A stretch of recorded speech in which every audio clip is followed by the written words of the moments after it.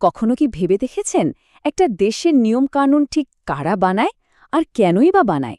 সরকার, রাষ্ট্র, ক্ষমতা এই সব কিছুর পেছনের বিজ্ঞানটা আসলে কি?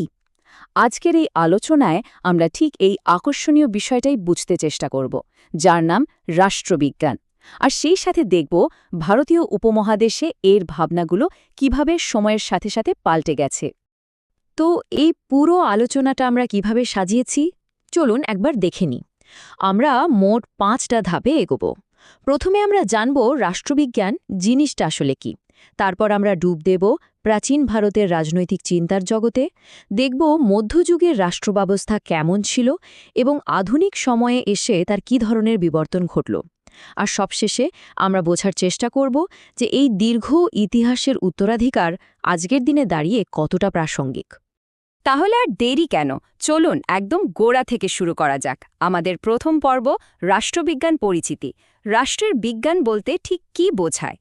খুব সহজ করে বললে রাষ্ট্রবিজ্ঞান হল সমাজবিজ্ঞানেরই একটা শাখা। এর মূল কাজ হল রাষ্ট্র, সরকার আর রাজনীতি এই বিষয়গুলোকে নিয়ে কাজ করা। মানে একটা সমাজ কিভাবে চলে, ক্ষমতার কাঠামোটা কেমন, কারা সিদ্ধান্ত নিচ্ছে, কিভাবে নিচ্ছে, এই সব কিছুই কিন্তু রাষ্ট্রবিজ্ঞানের আলোচনার বিষয়।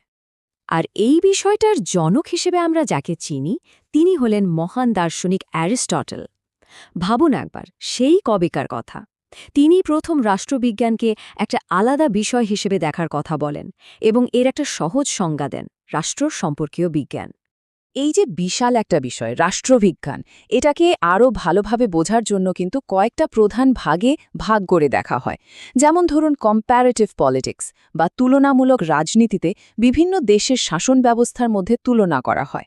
আবার ইন্টারন্যাশনাল রিলেশনসে দেশগুলোর একে অপরের সাথে সম্পর্ক কেমন তা বিশ্লেষণ করা হয়।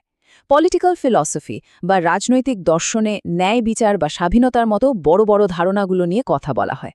এছাড়া জনপ্রশাসন বা পাবলিক অ্যাডমিনিস্ট্রেশন এবং গণ আইন বা পাবলিক লয়ের মতো ভীষণ গুরুত্বপূর্ণ শাখাও রয়েছে। আচ্ছা, বিশ্বজুড়ে রাষ্ট্রবিজ্ঞানের সংজ্ঞা তো বোঝা গেল, কিন্তু এবার চলুন একটু নিজেদের দিকে তাকাই। এই যে আমাদের উপমহাদেশ, এখানকার রাজনৈতিক চিন্তার শিকড় ঠিক কতটা গভীরে? আমাদের দ্বিতীয় পর্ব, প্রাচীন ভারতীয় চিন্তাধারা। ভাবলে অবাক হতে হয়, হাজার হাজার বছর আগেও কিন্তু এখানে রাজনৈতিক ধারণা নিয়ে ব্যাপক চর্চা ছিল। সেই ঋগ্বেদ বা মহাভারতের মতো প্রাচীন গ্রন্থেও রাজা, সভা, সমিতির মতো রাজনৈতিক জীবনের উল্লেখ পাওয়া যায়। তবে এই বিষয়ে সবচেয়ে গোছানো আর বিস্তারিত কাজটা করেছিলেন চাণক্য, তার বিখ্যাত গ্রন্থ অর্থশাস্ত্রে। এর প্রায় ২০০ বছর পর লেখা মনুস্মৃতিও ভারতীয় রাজনীতির আরেকটা গুরুত্বপূর্ণ দলিল হিসেবে পরিচিতি পায়। কৌটিল্যের এই ভাবনাটা কিন্তু অসাধারণ। তিনি তার অর্থশাস্ত্রে রাষ্ট্রের ৭টা অপরিহার্য অঙ্গ বা উপাদানের কথা বলেছিলেন, যা সপ্তাঙ্গ তত্ত্ব নামে পরিচিত।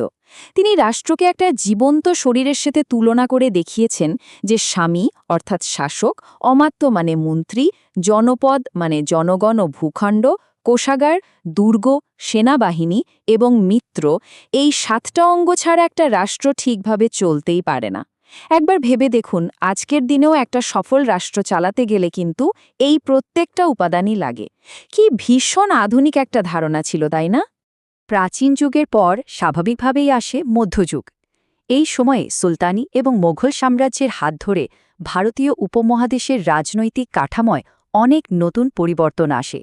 চলুন আমাদের তৃতীয় পর্বে সেই পরিবর্তনগুলোই একটু দেখে নেওয়া যাক। মধ্যযুগের সবচেয়ে বড় বৈশিষ্ট্য ছিল একটা কেন্দ্রীভূত রাষ্ট্র ব্যবস্থা গড়ে ওঠা। আকবর বা শের শাহের মতো শাসকরা বেশ শক্তিশালী পররাষ্ট্রনীতির প্রয়োগ ঘটিয়েছিলেন। তবে একটা মজার জিনিসও ছিল, জায়গিরদারি ব্যবস্থা। মানে ভূমি অনুদানের মাধ্যমে অর্থনীতিতে এক ধরনের বিকেন্দ্রীকরণও দেখা যায়। আবুল ফজলের মতো লেখকদের লেখা থেকে আমরা সেই সময়ের রাষ্ট্র ব্যবস্থা সম্পর্কে অনেক খুঁটিনাটি জানতে পারি। আর এর পরেই আসে সেই সময়টা যা ভারতীয় রাজনীতিতে একটা নতুন মোড় নিয়ে আসে। আমাদের চতুর্থ পর্ব, আধুনিক রাজনৈতিক বিবর্তন। সাধারণত ধরা হয় ইউরোপীয় বণিক আর রাজশক্তির আগমনের সঙ্গে ভারতে আধুনিক যুগের সূচনা। এই সময়ের আগ্রাসন আর সংঘাতের ফলে ভারতীয় রাজনৈতিক চিন্তাধারায় একটা নতুন ঢেউ আছড়ে পড়ে, যা এই উপমহাদেশের ভবিষ্যৎটাকেই নির্ধারণ করে দেয়। এই নতুন পরিস্থিতিতে স্বাভাবিকভাবেই নানা রকম চিন্তাভাবনার জন্ম হল। মোটা দাগে আমরা 5টা প্রধান ধারা দেখতে পাই। প্রথমত, সাম্রাজ্যবাদের বিরোধিতা করে জন্ম নিল জাতীয়তাবাদ। আবার কেউ কেউ ভাবলেন ঔপনিবেশিক শক্তির সাহায্য নিয়েই সমাজ সংস্কার করা যেতে পারে। এর পাশাপাশি জাতীয়তাবাদের ঊর্ধ্বে উঠে আন্তর্জাতিকতাবাদের ধারণা এলো, শ্রেণীর সংগ্রামকে ভিত্তি করে মার্ক্সবাদী বিকল্পের জন্ম হল এবং ধর্মভিত্তিক রাজনীতির ধারাও বেশ শক্তিশালী হয়ে উঠল। এই দুটো চিন্তার পার্থক্যটা কিন্তু খুব ইন্টারেস্টিং। একদিকে বঙ্কিমচন্দ্র বা স্বামী বিবেকানন্দের মতো ব্যক্তিত্বরা বিদেশি শাসনের অবসান ঘটিয়ে এক স্বাধীন ভারতবর্ষের স্বপ্ন দেখছেন। অন্যদিকে রবীন্দ্রনাথের ঠাকুরের মতো মনীষীরা মনে করতেন এই সংকীর্ণ জাতীয়তাবাদের গণ্ডি পেরিয়ে আন্তর্জাতিকতার পথেই মানুষের আসল মুক্তি। এই বিতর্কটা কিন্তু আজও প্রাসঙ্গিক, যখন আমরা বিশ্বায়ন আর জাতীয় স্বার্থের মধ্যে একটা সংঘাত দেখি। ঠিক একই সময়ে রাজনীতির ময়দানে আরও দুটো একেবারে ভিন্ন ধারার লড়াই চলছিল।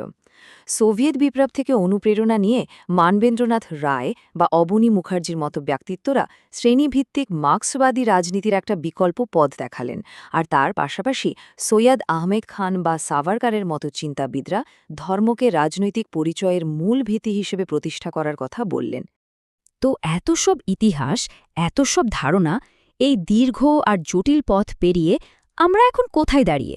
আমাদের শেষ পর্ব, চিন্তার উত্তরাধিকার। এই অতীত আমাদের বর্তমানকে ঠিক কিভাবে প্রভাবিত করছে? সবচেয়ে বড় কথা কি জানেন? এই যে এতক্ষণ ধরে আমরা আলোচনা করলাম, এটা কিন্তু শুধু অতীতের গল্প নয়। ভারতীয় উপমহাদেশের এই রাজনৈতিক চিন্তা কোনো জাদুঘরে রাখা স্থির একটা জিনিস নয়, এটা একটা জীবন্ত, বহমান ঐতিহ্য। সেই প্রাচীন সপ্তাঙ্গ তত্ত্ব থেকে শুরু করে আধুনিক জাতীয়তাবাদ বা ধর্মভিত্তিক রাজনীতির বিতর্ক, এই সব কিছুই আজও আমাদের কথাবার্তা এবং সিদ্ধান্তকে প্রভাবিত করে চলেছে। আর এখানেই আমি আজকের আলোচনাটা শেষ করতে চাই একটা প্রশ্ন দিয়ে। আজকের রাজনীতিতে প্রাচীন, মধ্যযুগীয় এবং আধুনিক যুগের এই ঐতিহাসিক চিন্তাধারাগুলোর প্রভাব ঠিক কতটা? এটা একটা খুব গুরুত্বপূর্ণ প্রশ্ন, যা নিয়ে আমাদের সবারই হয়তো ভাবার অবকাশ রয়েছে।